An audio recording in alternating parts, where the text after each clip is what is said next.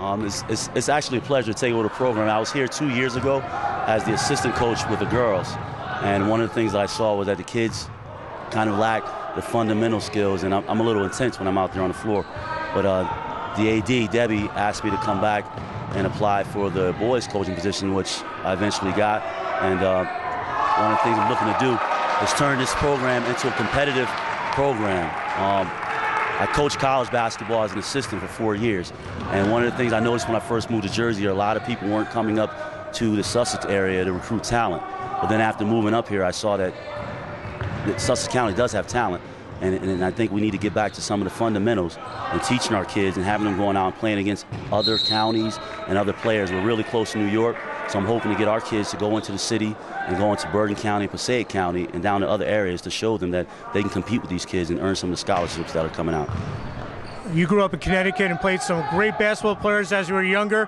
What kind of coaching philosophy do you bring to the team this year? It's interesting because I talk to my cousin John Bagley almost every night about the program and the players that we have here, and we're just looking to get I think a huge part of it is the mental aspect of the game. I've been troubled nightly with trying to figure out what's wrong with the program or the kids individually, and I think a huge part of it is mental. It's not so much the physical and the fundamentals, but if we can get the kids mentally to believe in themselves and get that to transpire to the floor, I think you'll start to see some good things happen in Sussex. Let's just get a little background on you. Obviously, we said you grew up in Connecticut.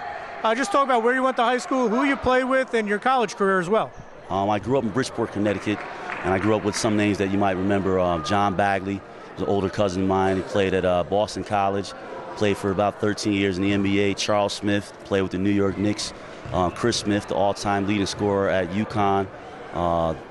Chris Watts, Marvin Sadler at Providence. Harold Jensen, Manute Bol. I mean, the list goes on and on. Wesley Matthews, a longtime journeyman in the NBA. We grew up in an area that was just, we had a lot of great players, and actually a lot of players who didn't make it. But every night on the court, no matter where we went, it was a war.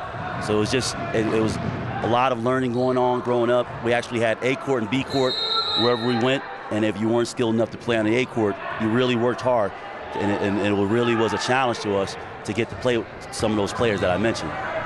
And then you went on to college. Where'd you play college ball? I played college basketball at Florida A&M University, and I actually played a little in the military, but I played for the all-military team, so we traveled around a lot, played against other great players from different armed forces, and I played in Greece for 2 years.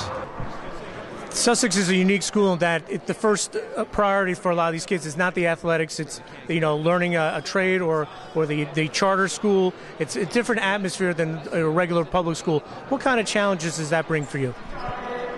A lot of our kids, such as Murphy, we have Brian Murphy, who has a 4.35 grade point average. So a lot is focused on the academic piece. The kids are really into their academics, and a lot of the athletics have been second nature to the kids, or it's always been second.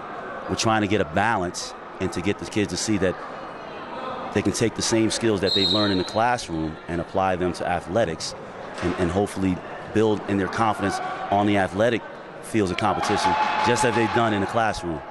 And now as you take over this first year with the Sussex Tech program, what's the big picture goal for you and the Mustangs? Well, it's just a start. We have a lot of seniors. Our whole starting lineup is seniors, but we don't have a lot of time to get those kids to buy into the fundamental piece. So I'm really pushing the fundamentals, but also to have those kids be leaders and have the younger kids have something to aspire towards. So we're pushing the fundamental piece, and not so much, we all want to win, but I'm trying to teach them a different aspect of the game that they haven't been getting for the last 3 or 4 years.